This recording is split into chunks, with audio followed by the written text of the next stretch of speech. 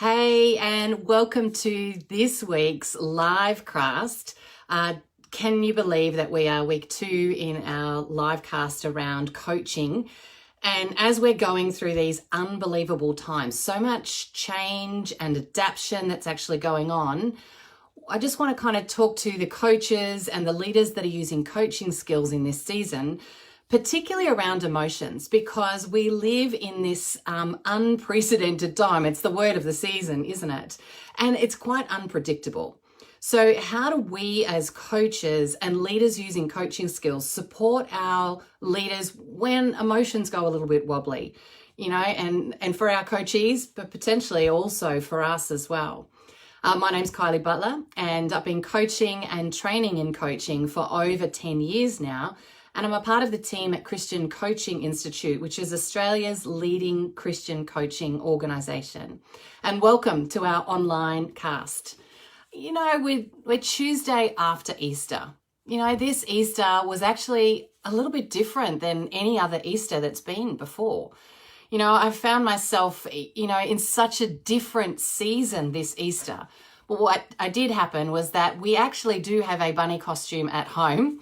And I'll pop a photo in the post in the comments a little bit later afterwards. So what we did is we got my son to dress up as the Easter bunny, and he stood outside and he waved to the neighbors. You should have seen the smiles on the kids' faces and on the adults' faces actually, as that just brought this little bit of joy to our street in a kind of weird and bizarre season. But why? Why would we do such a thing? Well, honestly, actually, the weekend was pretty hard. With no extended family, no friends, no traditions. And those of you who know me know that I love routine, I love rhythm, I love tradition. And so what we did is we decided as a family to actually do something outside of ourselves, something to bring joy and hope and light to others. But I actually still found myself not managing my emotions particularly well this weekend. Mixture of sadness, anger, insecurity, feeling trapped. And these emotions actually caught me by surprise. On a shout out to Kath Talik, who I can see is actually online with me now, because this was one of her questions that she posted in the comments last week. How as coaches and leaders using coaching skills, how do we help our coachees when they might be a little bit wobbly this week, and we might be a little bit wobbly this week?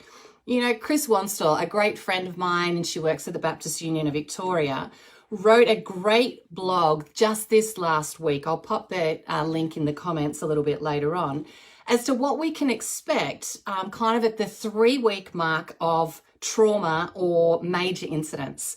The reality is, the coronavirus and the impact that it has had on us personally, in our teams, in our organizations, in our nation, and in our world is actually one of those crisis events. So don't be surprised if your coachees have strong emotional, spiritual, and physical reactions this week or in the coming weeks. Chris Wanstall talks around that sense. It's often the 3-week mark that we are the most vulnerable. Our emotional tank is really empty. As coaches and leaders, you've been responding to others and their needs, and you're actually beginning to run on empty. And so what do you do as coaches and leaders using coaching skills when our leaders get a little wobbly? Well, the first thing is in your coaching conversations is to actually slow down. Put the brakes on and slow your conversations down a little bit. We can't expect our coachees to get to clear action steps when they are emotionally overwhelmed. The second part is to actually check in. What do they need from you today? Do they need Coach Kylie? Do they need Friend Kylie? Do they need Mentor Kylie? Do they need Manager Kylie? Or do they actually just need me to hold the verbal diarrhea bucket, or vomit bucket, not the diarrhea bucket, the verbal vomit bucket, and just let them get all of that out? Check in what's going to be most helpful for them in the season that they're in. The third part is to actually get your coachees to name their emotions. You know, in last week's live cast, I talked a little bit around the brain, and particularly when threat happens and when we get overwhelmed, the brain, the problem-solving part of our brain actually dims. It reduces our ability to actually make decisions. And so when you are able to label your feelings, when you're able to name them, you're actually able to activate the problem solving, the prefrontal area of your brain in the same way as you kind of, you know, put your foot on a brake when you see a yellow light and you slow down at the traffic lights, you slow your car down. Actually naming emotions slows everything down. It actually slows the impact so that you can actually increase creativity, problem solving, and it actually decreases stress. And it helps our coachees to be able to find constructive solutions. So I want to encourage you to give your coachees an opportunity to describe how they're feeling. You know, it's worth downloading like a feelings word list just to be able to help them come up with some different names as well.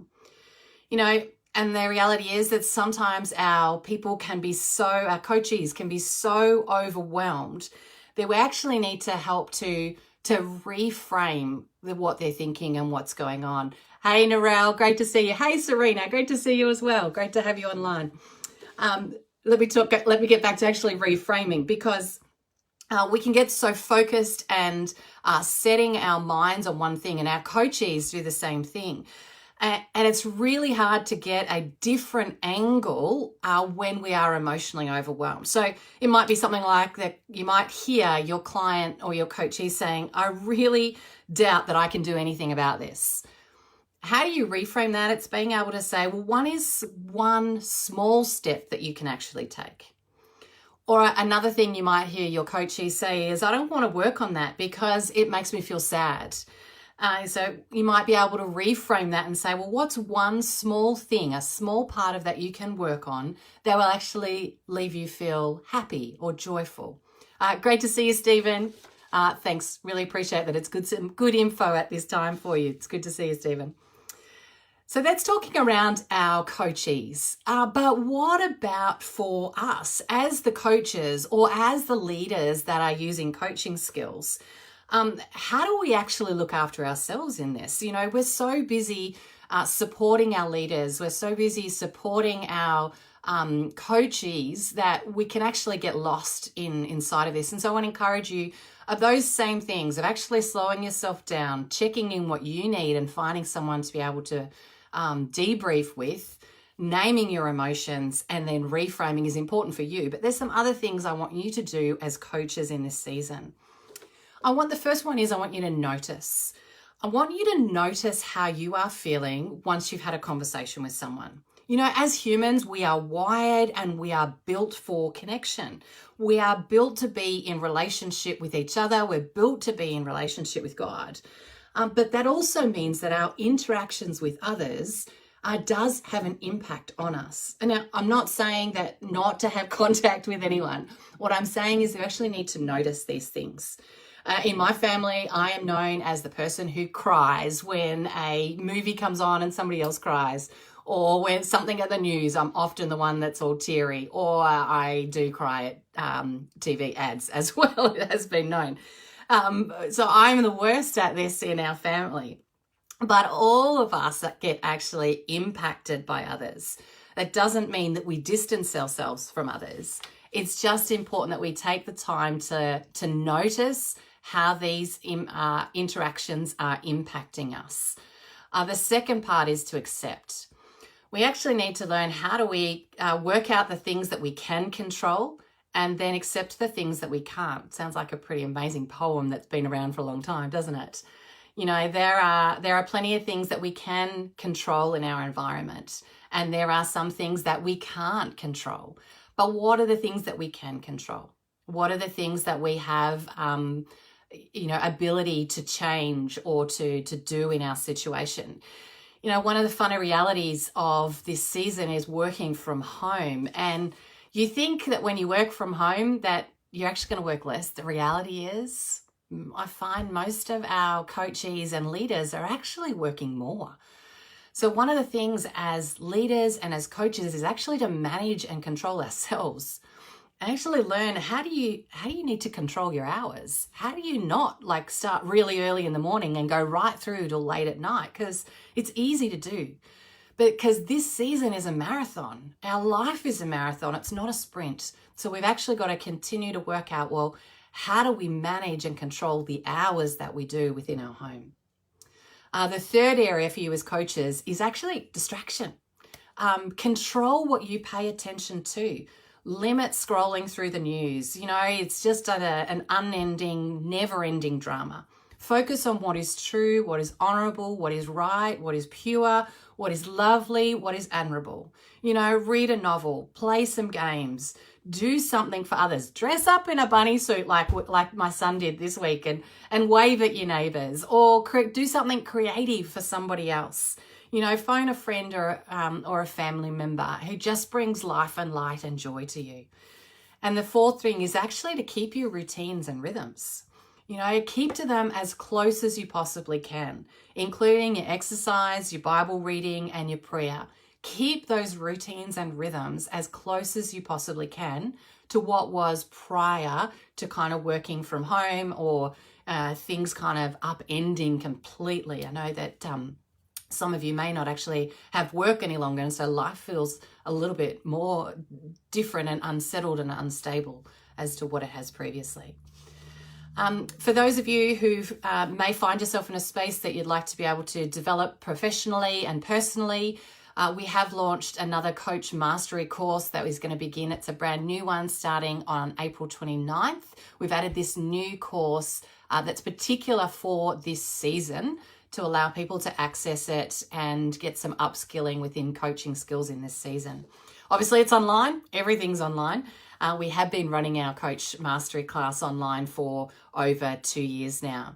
So let me do a bit of a summary of what we talked about today. So the first one for your coachees, slow down, put the brakes on when emotions are high and expect your coachees to be wobbly this week. Check in with them. What is it that they need from you in this season?